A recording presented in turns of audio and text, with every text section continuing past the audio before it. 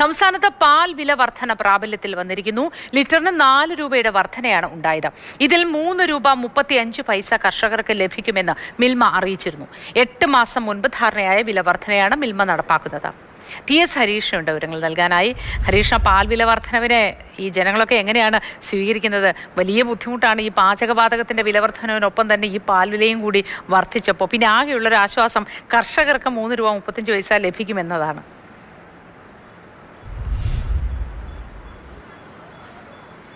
കർഷകർക്ക് പണം കിട്ടുന്നത് എന്തായാലും നമുക്ക് ആശ്വാസമാണ്, സന്തോഷമുള്ള ഒരു കാര്യം തന്നെയാണ്. പക്ഷേ മോത്തി ചോദിച്ചതുപോലെ ജനങ്ങൾക്ക് എന്താണ് പറയാനുള്ളത് എന്ന് ചോദിച്ചാൽ ഈ പാൽ വില വർധനവുമായി ബന്ധപ്പെട്ട് എപ്പോൾ വില കൂടിയാലും അവർക്ക് പരിഭവം മാത്രമേ ഉണ്ടാകൂ എന്നുള്ള കാര്യത്തിൽ ഒരു സംശയം വേണ്ട. ഇപ്പം നമ്മൾ ആരായാലും ഓരോ ദിവസവും എല്ലാ ദിവസവും നമ്മൾ ഉപയോഗിച്ചുകൊണ്ടിരിക്കുന്ന സാധനങ്ങൾക്ക് വില കൂടുമ്പോൾ നമ്മൾ അനുഭവിക്കുന്ന ബുദ്ധിമുട്ട് എത്രത്തോളം ഉണ്ടെന്ന് മോത്തിക്കും അറിയാം, എനിക്കും അറിയാം, പ്രേക്ഷകർക്കും അറിയാം.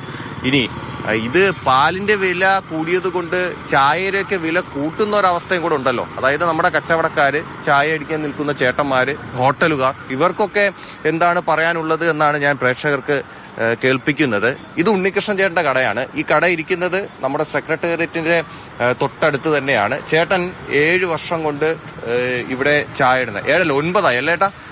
ഉണ്ണികൃഷ്ണൻ ചേട്ടൻ എന്താ പറയാനുള്ളതെന്ന് ഞാൻ ചോദിക്കുകയാണ്. പെട്രോളിന് വില കൂടി, ഡീസലിന് വില കൂടി, ഗ്യാസിന് വില കൂടി, പാലിനും വില കൂടി.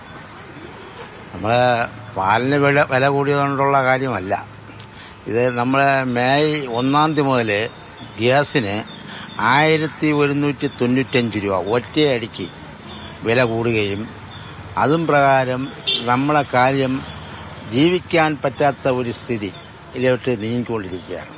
അതിൻ്റെ കൂടെ തന്നെയാണ് ഈ പാലിൻ്റെ ലിറ്ററിന് 4 രൂപ കൂടുകയും ഈ മാസമെങ്കിലും ഗ്യാസിന് കുറയും എന്ന് ഉള്ള ഒരു ധാരണയിലാണ് ഞങ്ങൾ അങ്ങനെ പോയത്. വിലയൊന്നും കൂട്ടാതെ അങ്ങനെ നടന്നു പോയി. ഇനി അങ്ങോട്ട് വില കൂട്ടാതിരുന്നാൽ നമ്മുടെ കാര്യം പെരുവഴിയിലാവും. അത് ഇനി നമ്മൾ വില കൂട്ടി തന്നെ പോകേണ്ടി വരും. ഇപ്പം എത്ര രൂപ ചായ? ഇപ്പം നിലവിൽ ഞാൻ 2024 ഡിസംബർ 1 ചായ 12, കടി 12 എന്നാക്കി. അന്ന് അതിന് മുമ്പായിട്ട് ഗ്യാസിന് 500 രൂപ ഒറ്റയടിക്ക് കൂടി. അത് കുറഞ്ഞുമില്ല. അത് പടിപടിയായിട്ട് ഒരു 50 രൂപ കുറയ്ക്കുകയും 100 രൂപ കൂട്ടുകയും ചെയ്യുന്ന ഒരു സാഹചര്യമാണ് ഉണ്ടായിട്ടുള്ളത്. ഇപ്പം നമ്മുടെ ഈ ചായ കുടിക്കാനൊക്കെ ഓരോരുത്തർ വരുമല്ലോ.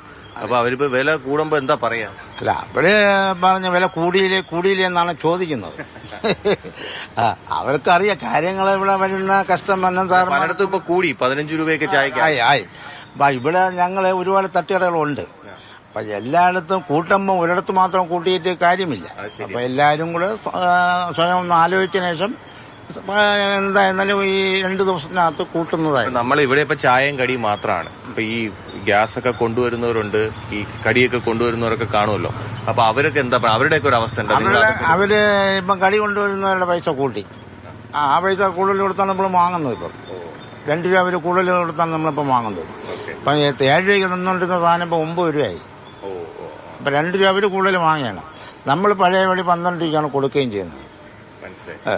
അപ്പം നമുക്ക് ഇവിടെ 2 പേര് ഉണ്ട്. ശമ്പളം ഇങ്ങനെ നിൽക്കുന്ന 2 പേരുണ്ട്. ഞാനിവിടെ 3 പേരാണ്.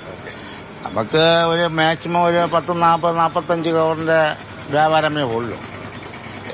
ഒരാളിന് ഒരു 1000 രൂപ വെച്ചും എങ്കിലും കൊടുത്തില്ലെങ്കിൽ അവര് എനിക്കില്ല. അങ്ങനെ വരുമ്പം ഇവിടെ ഒന്നും കിട്ടാത്ത ഒരു സാഹചര്യമാണ്. കയ്യിൽ നിന്ന് വിൽക്കേണ്ട ഒരു സാഹചര്യം ഉണ്ടായിട്ടുണ്ട്. ചായ ചോദിച്ച ആള് വന്നിട്ടുണ്ട്. ഉണ്ണികൃഷ്ണൻ ചേട്ടൻ പറഞ്ഞല്ലോ, മോത്തി ഇത് നോക്കിയേ, ഇവിടെ എഴുതി വെച്ചിട്ടുണ്ട് കേട്ടോ, 1/12/2024 ചായക്ക് 12, വടക്ക് 12. അന്ന് വില കൂട്ടിയതാണ്, പിന്നെ വില കൂട്ടിയില്ല. അതായത് ഇതിന്റെ പ്രശ്നം എന്ന് പറയുന്ന ഒരറ്റത്ത് ഗ്യാസിന്റെ വില ഇങ്ങനെ കൂടി നിൽക്കുന്നു. പിന്നെ ഈ ചേട്ടൻ തുടക്കത്തിൽ പറഞ്ഞത് ഞാൻ ശ്രദ്ധിച്ചു. അതായത് പാലിന്റെ വില കൂട്ടിയത് മാത്രമല്ല പ്രശ്നം എന്നുള്ളത് പറഞ്ഞു. അതായത് ഈ പാലിന്റെ വില കൂടുമെന്നുള്ളത് നേരത്തെ തന്നെ ഒരു ധാരണയായ ഒരു കാര്യമാണ്. അതുകൊണ്ടായിരിക്കണം ആ ചേട്ടൻ അങ്ങനെ പറഞ്ഞതെന്ന് എനിക്ക് തോന്നുന്നു. കാരണം അത് പ്രതീക്ഷിച്ചിരുന്നു അങ്ങനെ ഒരു വില വർധനവ്.